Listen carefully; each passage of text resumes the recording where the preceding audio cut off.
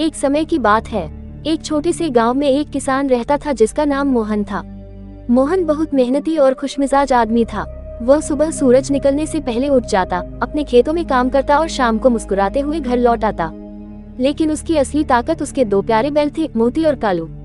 मोती सफेद रंग का, गोल गोल आंखों वाला, थोड़ा मोटा और हमेशा मुस्कुराने वाला बैल था। दूसरी ओर कालू काले रंग का, पतला दुबला मगर तेज तर्रार और समझदार था। दोनों बैल जैसे भाई थे, हमेशा साथ खाते, साथ काम करते और साथ ही शरारतें भी करते। हर सुबह मोहन अपने आंगन में आकर जोर से पुकारता, मोती, कालू, चलो खेत चलें। और तभी दोनों बैल अपनी घंटियां हिलाते हुए धन धन की आवाज करते बाहर आ जाते। मोहन उन्हें प्यार से सहलाता और फिर अपनी पुरानी मगर मजबूत बैलगाड़ी में जोत देता। रास्ते भर गांव के बच्चे तालियां बजाते, देखो देखो मोहन चाचा की जोड़ी जा रही है। मोती अपनी गर्दन ऊंची करके घंटी हिलाता, जबकि कालू गर्व से सिर झुकाकर चलता। दोनों की चाल इतनी तालमेल में होती कि लगता मानो कोई संगीत बज रहा हो। खेत में पहुंचकर मोहन हल लगाता और दोनों बैल पूरी ताकत से मिट्टी जोतते। कभी कभी मोहन मजाक में कहता, मोती, तुम जरा आलसी हो गए हो, देखो कालू कैसे तेज चल रहा है। मोती बुरा मानकर कदम तेज कर देता और कालू को पीछे छोड़ने की कोशिश करता। फिर दोनों में हल्का सा मुकाबला शुरू हो जाता। मोहन हंसते हंसते कहता, अरे अरे, दोनों मिलकर चलो वरना खेत टेढ़ा हो जाएगा। शाम को जब सूरज ढलता, तीनों थके मगर खुश होकर घर लौटते। मोहन उन्हें खूब हरा चारा देता और फिर अपने घर की बेंच पर बैठकर उनकी पीठ थपथपाता। एक दिन गांव में पारस मेला लगा। मेले में झूले, मिठाइयाँ, नाच गाना और खिलौनों की दुकानें लगी थीं। मोहन ने सोचा, आज खेत का काम बाद में करेंगे, पहले मेले का मजा लेते हैं। उसने मोती और कालू को बैलगाड़ी में जोता और खुद भी बैठ गया। रास्ते में उसने दोनों से कहा, आज तुम दोनों को भी जलेबी खिलाऊंगा। मेले में पहुंचकर मोहन ने गाड़ी पेड़ के नीचे रोकी और बोला, तुम दोनों यहीं रुको, मैं जरा मिठाई लेकर आता हूँ। मोती और कालू शांत खड़े रहे, पर तभी पास में कुछ बच्चे पटाखे जलाने लगे। फटाक फटाक की आवाज सुनकर मोती डर गया और भाग पड़ा। कालू भी उसके पीछे दौड़ पड़ा। बैलगाड़ी भी उनके साथ लुढ़कने लगी। गांव के लोग चिल्लाने लगे, अरे, मोहन की गाड़ी भाग रही है। मोती और कालू पूरे मेले में दौड़ने लगे, कभी मिठाई की दुकान गिरा देते, कभी खिलौनों का ठेला उलट देते। सब लोग हंसते हुए कहते, अरे, ये तो सर्कस वाले बैल हैं। मोहन भी उनके पीछे दौड़ता हुआ चिल्ला रहा था, अरे रुक जाओ, शरारती जोड़ी, मिठाई तो खाओ। अंत में गाड़ी एक छोटे पोखर के पास जाकर रुक गई। मोती की टांग थोड़ी फंस गई और कालू ने उसे अपनी सींगों से सहारा देकर खींच निकाला। मोहन भी हांफते हुए वहां पहुंचा और बोला, तुम दोनों ने तो पूरे मेले को हिला दिया। फिर उसने प्यार से उनके सिर पर हाथ रखा, पर चलो, तुम दोनों सुरक्षित हो, यही बड़ी बात है। इस घटना के बाद मोहन के मन में एक नया विचार आया। उसने सोचा, अगर मेरे बैल इतने समझदार और मजेदार हैं, तो क्यों न इन्हीं गांव के बच्चों के लिए कार्टून जोड़ी बना दूं। उसने गांव के चित्रकार से कहा कि वो मोती और कालू की कॉमिक्स बनाए। चित्रकार ने दोनों के मजेदार चेहरे बनाए, मोती के गोल मुंह पर हंसी और कालू की आंखों में चतुराई। गांव के बच्चे हर हफ्ते नई कहानी पढ़ते, कभी मोती का आम का पेड़, कभी कालू की चालाकी, तो कभी मेले की शरारत। धीरे धीरे पूरी तहसील में मोहन और उसके दो बैल मशहूर हो गए। लोग कहते, अगर हंसी चाहिए तो मोती कालू की कहानी पढ़ो। एक दिन मोहन ने दोनों से कहा, देखो, तुम दोनों ने मेहनत से खेती भी की और अब बच्चों को हंसाना भी सिखा दिया। यही असली जिंदगी है, मेहनत और मस्ती दोनों जरूरी हैं। मोती ने वहाँ करके सिर हिलाया और कालू ने अपनी पूंछ हिलाई। दोनों मानो कह रहे हों, हाँ मोहन भाई, हमें भी समझ आ गया, काम करो दिल से और हंसो खुल के। उस दिन से मोहन और उसके दोनों बैल गांव के हीरो बन गए। हर त्योहार, हर मेले में उनकी जोड़ी सबसे आगे रहती। बच्चों के कार्टून में भी वही जोड़ी चमकती, मोती, कालू और उनके प्यारे मालिक मोहन की कहानी।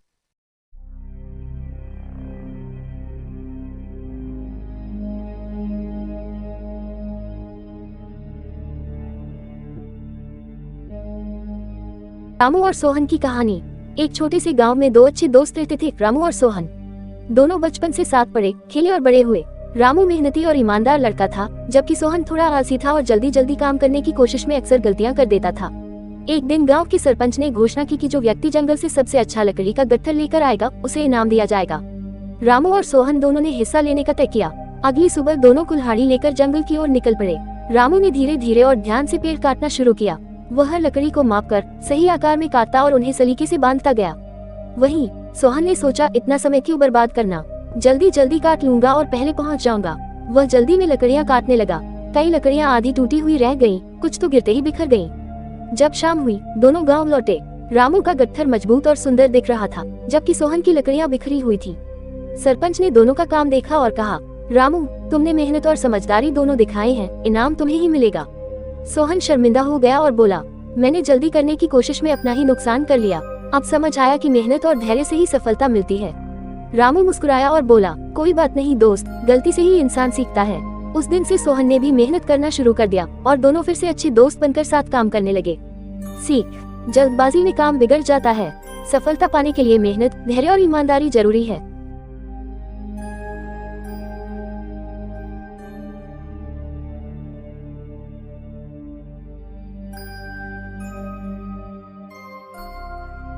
एक घने जंगल में एक चालाक लोमड़ी और एक शक्तिशाली शेर रहते थे।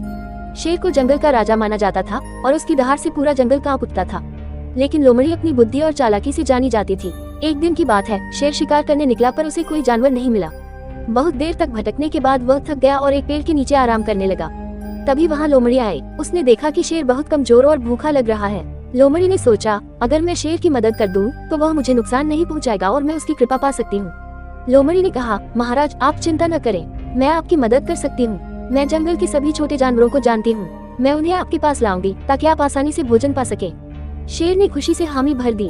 अगले दिन लोमड़ी ने अपनी योजना शुरू की। वह एक खरगोश के पास गई और कहा, शेर महाराज बहुत बीमार हैं। वह चाहते हैं कि तुम उनसे मिलने चलो। अगर तुम नहीं गए तो वह नाराज हो जाएंगे। बेचारा खरगोश डर के मारे शेर के पास चला गया और शेर ने तुरंत उसे पकड़ लिया और खा लिया। अब शेर रोज लोमड़ी की मदद से भोजन पाने लगा, लेकिन लोमड़ी बहुत चालाक थी। हर बार वह किसी छोटे जानवर को शेर के पास भेज देती और खुद शेर के खाने में से थोड़ा हिस्सा खा लेती। धीरे धीरे शेर को शक हुआ कि लोमड़ी उसे धोखा दे रही है। एक दिन शेर ने लोमड़ी से कहा, आज मैं खुद शिकार पर चलूंगा। लोमड़ी डर गई, लेकिन उसने कहा, महाराज, आज जंगल में बहुत बड़ा जाल बिछाया गया है। अगर आप गए तो शिकारी आपको पकड़ लेंगे। शेर ने उसकी बात पर भरोसा नहीं किया और अकेला ही निकल पड़ा। कुछ ही दूर गया था कि सचमुच वह शिकारी के जाल में फंस गया। शिकारी उसे पकड़कर ले जाने लगे। शेर गरजता रहा, पर कोई उसे बचाने नहीं आया। उधर लोमड़ी यह सब देख रही थी। उसने सोचा, अब जंगल में राजा नहीं रहा तो मैं ही सबसे चालाक जीव बनूंगी। लेकिन दूसरे जानवरों ने उसे पकड़कर कहा, तूने शेर को धोखा दिया है, अब तुझे भी सजा मिलेगी। सबने मिलकर उसे जंगल से भगा दिया। नीति, चालाकी और धोखे से कुछ बहुत समय पहले की बात है। एक गांव के किनारे हरे भरे जंगल में एक बैल और एक खरगोश रहते थे। दोनों स्वभाव से बिल्कुल अलग थे। बैल भारी भरकम, शांत और धैर्यवान था, जबकि खरगोश छोटा सा, फुर्तीला और शरारती। शुरू में दोनों की मुलाकात सिर्फ तालाब के किनारे होती थी, लेकिन धीरे धीरे उनमें गहरी दोस्ती हो गई। खरगोश अक्सर बैल से कहता, अरे भाई, तुम इतने बड़े और ताकतवर होकर भी हमेशा धीरे धीरे चलते हो, जरा मेरी तरह तेज दौड़ना सीखो। बैल मुस्कुराकर जवाब देता, तेज दौड़ने से ही जीवन नहीं चलता, धैर्य भी जरूरी है। एक दिन जंगल में शेर आ गया।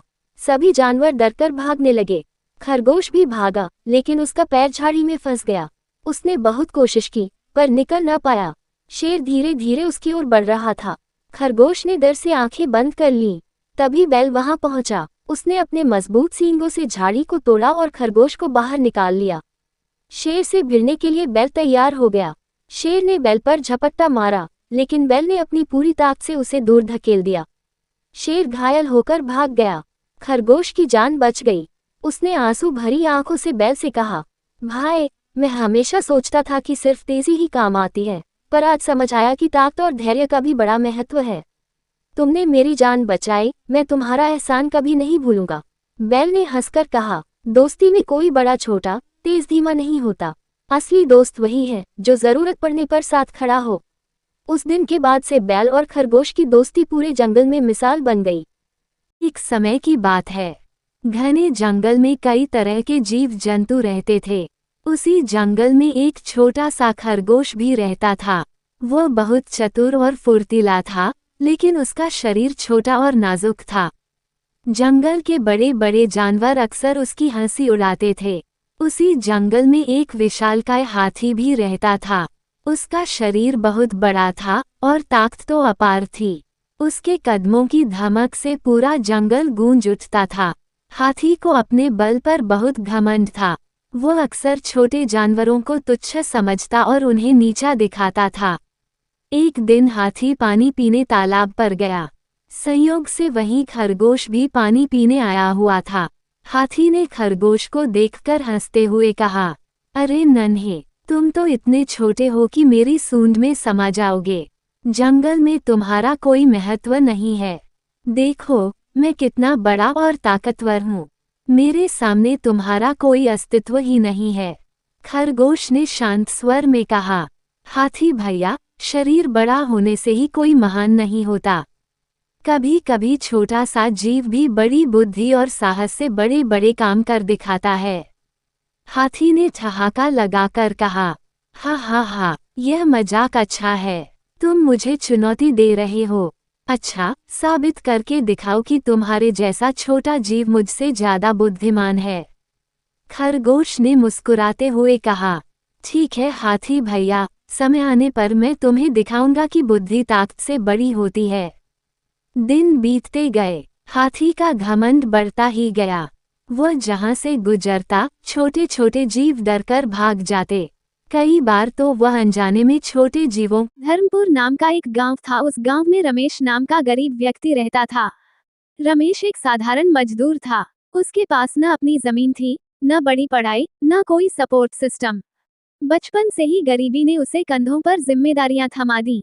बाप बीमार रहते थे, माँ खेतों में काम करती थी और रमेश छोटी उम्र से ही ईंट भट्ठे पर काम करने लग गया। हर सुबह 4 बजे उठता, पास के कस्बे तक पैदल जाता, वहां दिन भर मजदूरी करता और शाम को थका हारा घर लौटता। आमदनी बस इतनी कि चूल्हा जल जाए और स्कूल की फीस किसी तरह चुक जाए। उसके सपने बहुत बड़े नहीं थे, बस इतना कि उसके बच्चे भूखे न सोएं और पढ़ लिखकर उससे बेहतर जीवन जिएं। एक दिन गांव के स्कूल में एक टीचर ने उसके बेटे को पढ़ाई में अच्छा बताया।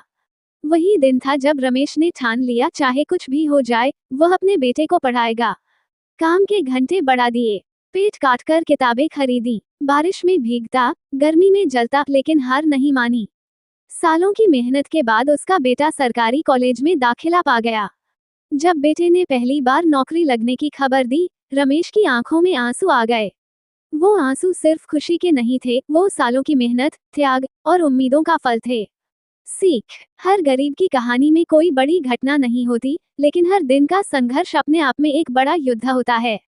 वो जीतते नहीं हैं बड़ी लड़ाइयों से, बल्कि रोज रोज के समझौते, त्याग और मेहनत से अपनी छोटी सी दुनिया में एक बड़ी कहानी लिखते हैं। अगर चाहो, मैं इसी कहानी को एक लघुकथा, नाटक या स्क्रिप्ट में भी बदल सकता हूँ। एक घने जंगल में एक खूंखार शेर और एक बूढ़ा हाथी रहते थे। एक दिन शेर बहुत घमंडी होकर बोला, जंगल में मुझसे ताकतवर कोई नहीं है। ये सुनकर एक बूढ़ा हाथी मुस्कुराया और बोला, शेर भाई, ताकत का इस्तेमाल समझदारी से करना चाहिए, घमंड से नहीं। शेर को गुस्सा आ गया और वह दहाड़ते हुए बोला, तू क्या मुझे सिखाएगा? चल, आजा मुकाबला कर। हाथी ने शांति से कहा, मैं लड़ाई नहीं चाहता, लेकिन अगर तू ज्यादा जोर देगा तो ठीक है। शेर और हाथी के बीच मुकाबला शुरू हुआ। शेर ने हाथी पर झपट्टा मारा, लेकिन हाथी ने अपनी सूंड से शेर को पकड़कर जमीन पर पटक दिया। फिर उसने शेर को कुछ दूर फेंक दिया। शेर जमीन पर गिरा और उसे बहुत चोट लगी। शेर ने दर्द से कराहते हुए कहा, मुझे माफ कर दो हाथी भाई। अब मुझे समझ आ गया कि सिर्फ ताकत होना ही काफी नहीं, बल्कि उसे सही तरीके से इस्तेमाल करना भी जरूरी है। सीख, मॉरल, घमंड कभी नहीं करना चाहिए। असली ताकत विनम्रता और